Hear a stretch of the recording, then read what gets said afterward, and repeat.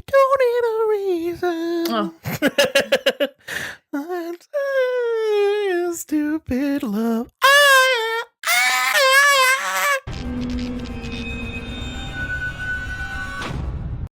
I was getting tired, let's be honest. Yeah, same. Riverdale. Hello, everybody. I'm Will. And I'm Kristen. And this is I'm watching Riverdale.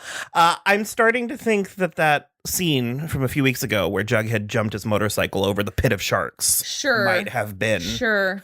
Yeah. An omen. Might have been a red flag. Are you there with me? Or? Season 5, episode 9, chapter 85, Destroyer. Still too many things. So that was a mission statement. Destroyer? No. Look, what do you think? Okay.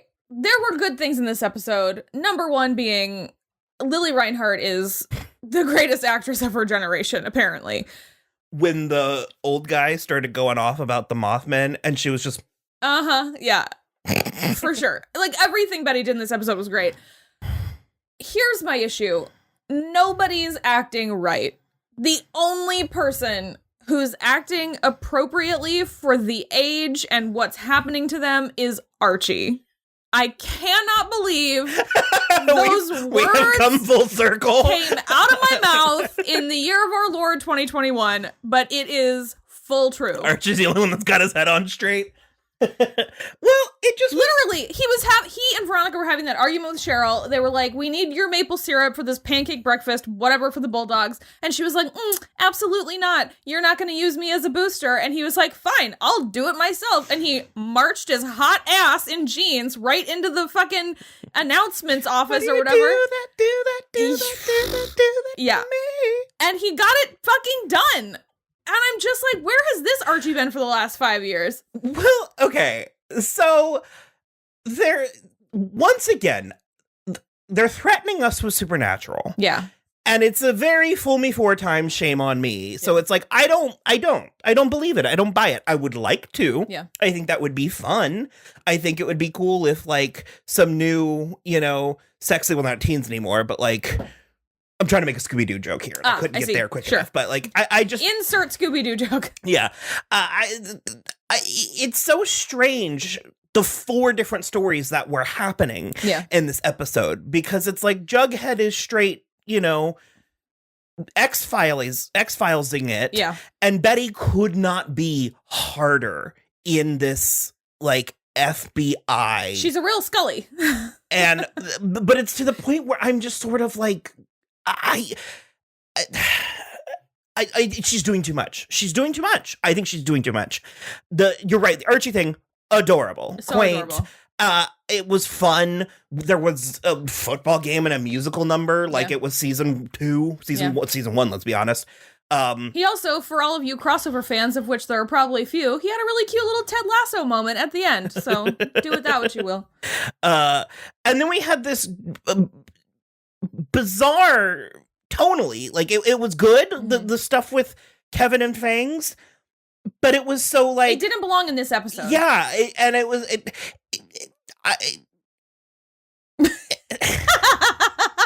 you really can't get there. I can't. So okay, the Betty stuff. Okay, it's fun. Lily's great. All that. Yeah.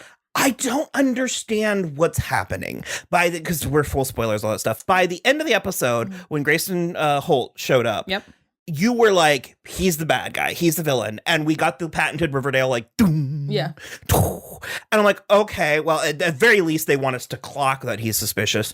He's been suspicious the whole time. Well, he's also, he's hardly like a big name, but it's like you don't bring him in to sit behind a desk 3 times. I think he's a big name in Canada. Yeah, well, he does these shows. Yeah. I mean, he's he within the realm circle. Of this, yeah. But it was just kind of like, I'm kind of. So you said that I don't quite remember, but Betty asked him for help and he just was like, no? Yeah, like 2 or 3 weeks ago, she called him. I don't remember exactly what she asked him, but she was like, I need you to like approve an actual investigation. My sister's missing. I don't know. He was like, Betty, you're just still all hung up on the trash bag killer. Is she not? Well, of course she is. But then literally all of a sudden, what on earth made him decide now's the time for me to go there? It's suspicious. She kidnapped and was prepared to murder a truck driver. He doesn't know that. I mean, if he is the guy, then he does. Well, that was weird. I did not understand what she thought she was accomplishing. She was a real buzzkill. Betty said no to sex work, and it was kind of... Betty said no to unsafe sex work. Everybody seemed to be having... Yeah, but there's having a good time. Dozens of girls have gone missing. Betty thought she was doing... I'm not saying she was going about it the right way. She thought she was doing the right thing. But she also was like gung-ho for this guy who was supposed to meet Polly in a way that I was like, well, it's obviously not him. It's all of this for Polly. Polly sucks. She does have 2 kids. She's like, that need a mother. And Alice can't hang on and do it. But it's she was Metronomic is amazing. She's so great. Particularly in this episode, she was going full Faye Dunaway. But that's my other thing is like on the one hand, I understand why Betty lied about it not being Polly's. But first of all, they don't know conclusively that it is or isn't Polly's blood because it's slim, but there is a chance that another person with AB negative blood got plowed over in that thing. And hear me out, Polly's gone girling, but... Ooh, that would be fun. That would be really fun. But my point is, it's like, it's one thing for Betty to be like, I'm not going to do this here and now with my mother. It's another thing to then proceed to go and tell everybody else. Like, yeah, which... Again, it's like, it's the type of lie she could have gotten away with for longer if Glenn hadn't shown up in town all of a sudden ready to open a real FBI investigation. Really, Glenn? Yeah, Glenn. Yeah, it's not great. Sorry if there's any Glens out there. But that's the thing where it's just sort of like, she was trying to buy time because she was still like running her own investigation, but it just sort of blew up in her face. And I don't know. It's just like, I was trying to spare you the like... I guess I just feel I'm so aware that nothing of consequence is going to come from this that I'm not even allowing myself to get lost in the fun of it. And certainly nothing of consequence has happened yet. So that's my biggest gripe with it, because I feel like Polly's going to be fine, and then the trash bag killer is going to show up, and then she's going to kill him, and then they're all going to hug, and so yeah. Jughead's story, it's fine. It is so Jughead. Yeah. It couldn't be more Jughead. I didn't understand what he got in trouble for. And the way there was a real shorthand in this episode that I don't think was doing any of the plots a favor. There was a lot of parents coming in on 11 where it was sort of like... Yeah. First of all, the things... We're at like 15th of all. Yeah. The things that they have that are like the New York Goliaths, that's funny. I like that. Took me a solid 30 seconds. I like that. That's I thought it was a real sports team at first. I was like, is this one of those stunt casts? I also, I've come around. I give it grief, but it's like Spiffanies, that stuff, Lacey's, that's all funny. I like it. You can't just name a character a real person's name, but backwards? Logan, well, yeah, because Logan Learman was... His name was Lehrman Logan. Oh. In this, the kid's name was Lehrman Logan. Okay. They were the Logan family. Okay. You can't, that's not clever. I didn't even really pick up on that, and I don't know why. I mean, maybe he's an Archie character. I don't know. Maybe. If he's a real Archie character, then I apologize.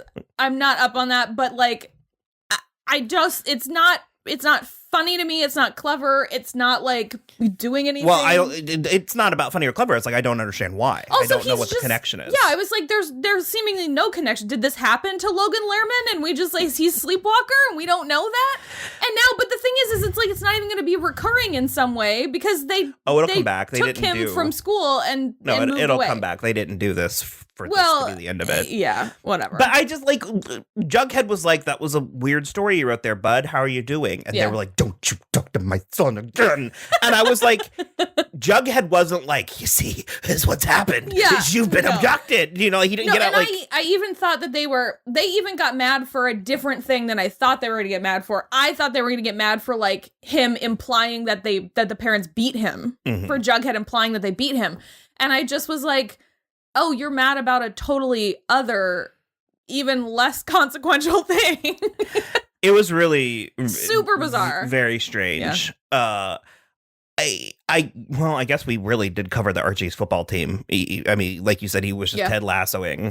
He was really good he's like really good at coaching. He was although for like 90% of this episode, he was like, with just a little more can-do spirit, and like Britta and everybody was like, we still only have 9 players. What are we doing? Veronica, fuck if I know, because Veronica offered to give $10,000 to the teenager who won, and I was who like scored the first goal, and I was or touchdown, and I was like, I just like, that's not. Parents might have I think a parent might have an issue with that. That's also like, I mean, in the world of actual like high powered like high school and college sports, that's extremely illegal. That's like way against all the rules. And then later, she and Archie are in bed together, and she was like, I just came up with the most brilliant idea how to like get more people to come. And I was like, is she gonna like blow them all? What is happening? They're just they are just like straight back together, kissing in public and everything. It was really weird. I don't understand. I'm not here for it. Well, because I feel like plot's missing. Like plot is absolutely missing. Did we skip an episode? We've talked about it before, and it's like I was here for the status quo for like all of the previous seasons. I was here for the Bughead and the Varchi. I was here for it. It's the way it goes in high school. I love it in high school shows. I prefer it in high school shows when they're not swapping boyfriends and girlfriends back and forth and all around, and it gets really incestuous. But now, I wouldn't mind if they actually swapped back and forth, but they're not even doing that. Well, sure. And that's the other thing, too, is like, I could accept it while they were still in high school that it was very down the road, and that's whatever. But like now, I'm so bored. I'm so bored! Because, one could argue that Betty only went this far off the deep end because she's like, doesn't have anything to distract her. You know what I mean? And it's just like, she's clearly not getting back together with Jughead, if that little trip was any indication. But I don't know. It's just very settling back to the mean in a way that I couldn't be less interested in this Veronica and Archie nonsense right now. Well, the same point, but to a different end that I was interested in. We got a full-blown, almost to the day, 365 days too late, Cheryl Blossom musical number to Lady Gaga's Stupid Love. Yeah. It was hilarious. Yeah. I have no idea why. No. It was actually deeply embarrassing, but not on Madeline's part, on Cheryl's part, but also that from what we know of Cheryl, that's the best possible scenario. Sure. Like this is. What did I say while we were out there? I was like, out of all of the high school cheerleading coaches I know, she is keeping it the most tight. This is the ideal situation for Cheryl Blossom. And she was weirdly great with Betty in the scene where Betty went to see her. We haven't tapped into that enough. No, and that's a big issue for me with Cheryl is, again, with the regression to the mean, she goes back to like her like shit-stirring high school personality too much to justify the beautiful scenes like she had with Betty.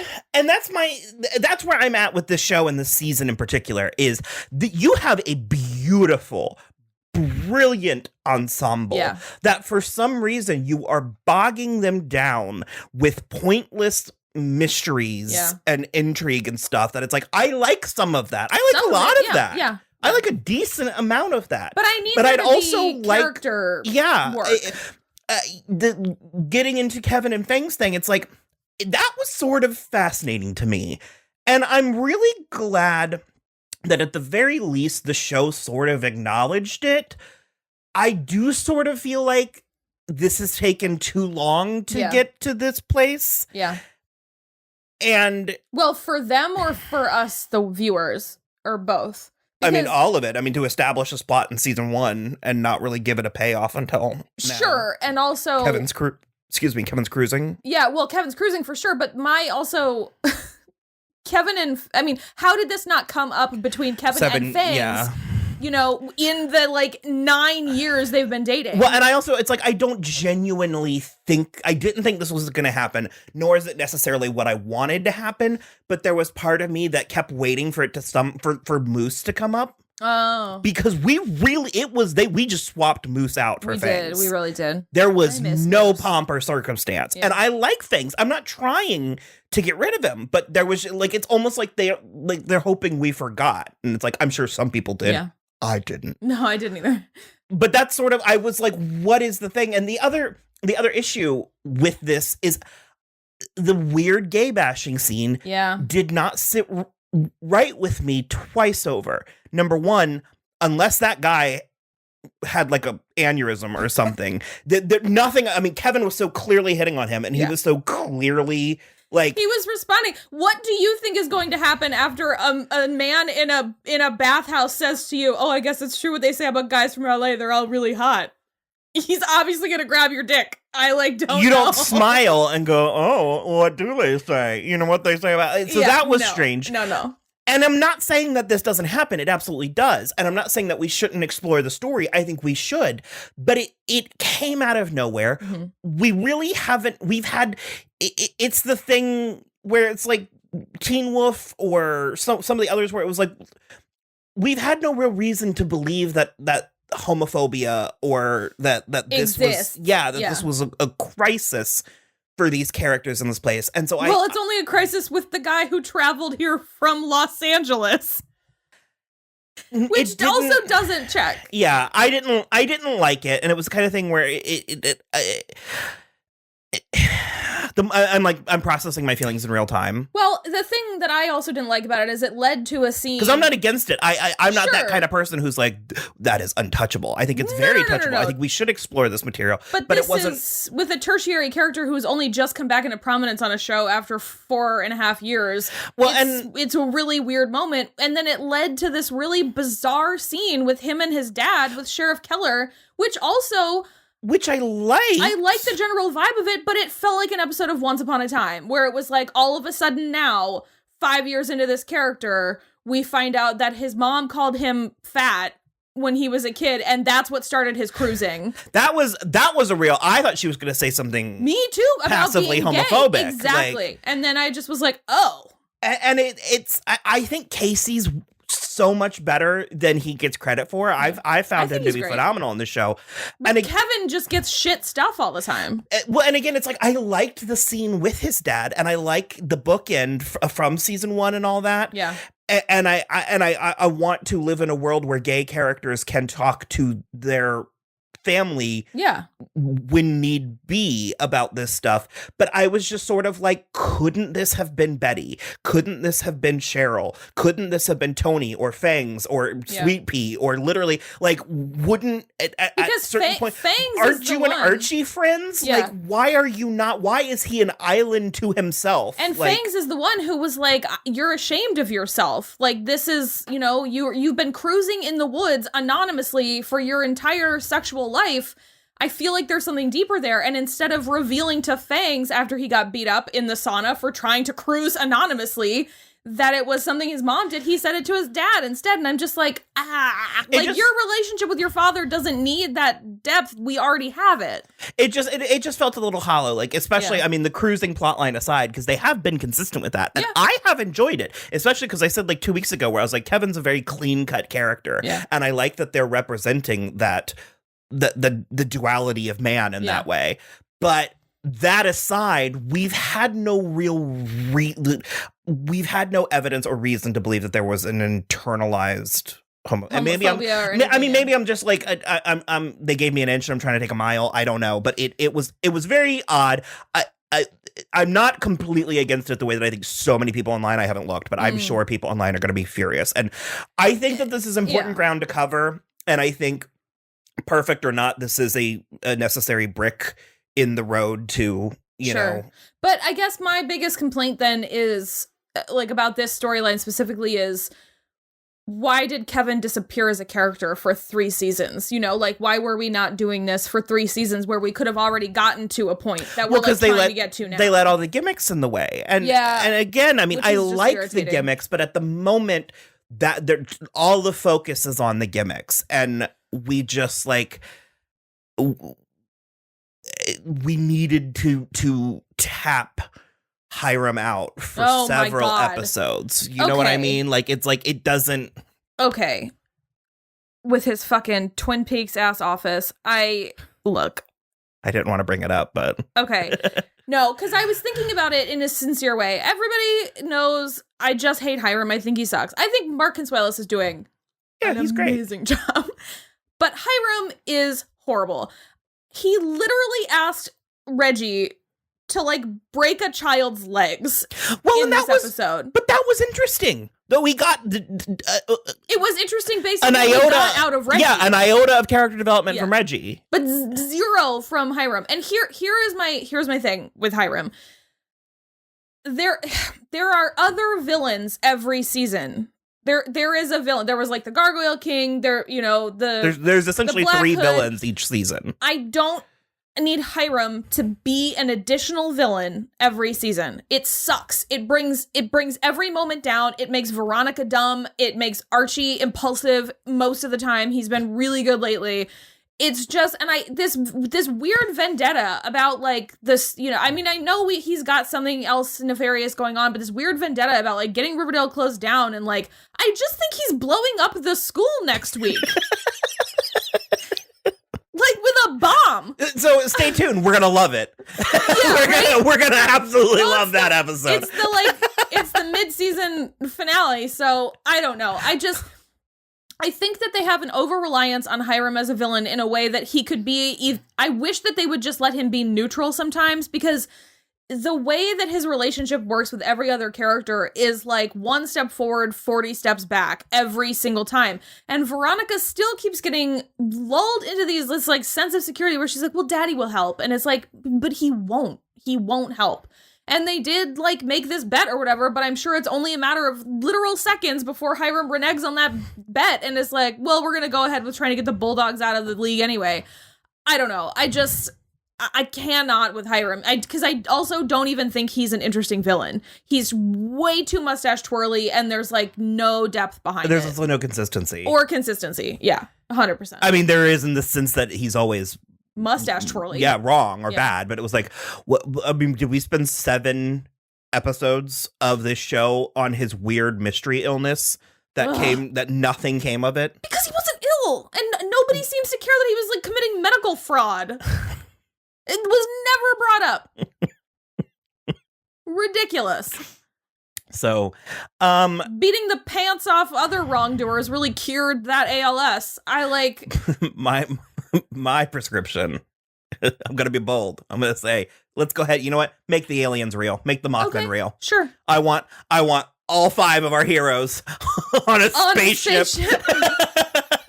Where Cheryl has to do a dance to distract the aliens. Sure. Yeah, sure. I don't know. Okay, I do have a prediction, and it is shared by an account we follow called No Context Riverdale, who's very funny. If anybody's watching this, but they don't follow them on Twitter, you should. They think that the spaceship is the back of one of the truckers' trucks. Like, because it's like metal, and it sounded like Polly was like inside metal, and it's all smooth and shiny. So like, I think like like a milk one that does liquid that's kind of round. Yeah. So that's where I'm at. We'll see. So that's one of the truckers is the Mothman. I just would like for something to come of it, because I feel like it's going to be one of the 2 tertiary or side characters. It's one of like a handful of side characters we've already met. Yeah. It's going to be revealed to be them. It's going to go away, and then next season it's going to be like it didn't happen. And I'm just sort of like, yeah. So at this point, I would have hoped. I mean, we are Riverdale apologists, 100%. But this has been a little bit rough. It's been rocky. This has been rough. And at this point, I think there should have been a little bit more consistent characterization of some of these characters, even given that they are adults now. But I feel like we're still kind of all over the place with a lot of them. So, Cheryl said tatterdemalion. She did. It was great. That was a movie that came out a couple years ago that I really liked, and they changed the name to Lost Child. Yeah. So if you want to see kind of a fun, kind of maybe supernatural, who knows? Ooh. Check out Lost Child. I'll put a link, but yeah. Pretty much it. So next week is the mid-season finale, and then we're off till mid-July, I think. So we'll be back. Let us know if there's something you want us to cover. Yeah. I'm not saying we'll do it, but we'll see. Might. We're thinking about doing a couple of back seasons of Drag Race. Yeah, maybe. I'm trying to get her to watch some of the old seasons of America's Next Top Model. Apparently, it's wild. I mean, I think you forget that I've already watched a lot of old America's Next Top Model with you. shoots through you. It's just Yuck. it'll be like climbing through an electric fence. Oh, It'll gosh. just jolt, right? You're like, oh, it's all coming back to me. So, okay. All right. Bye.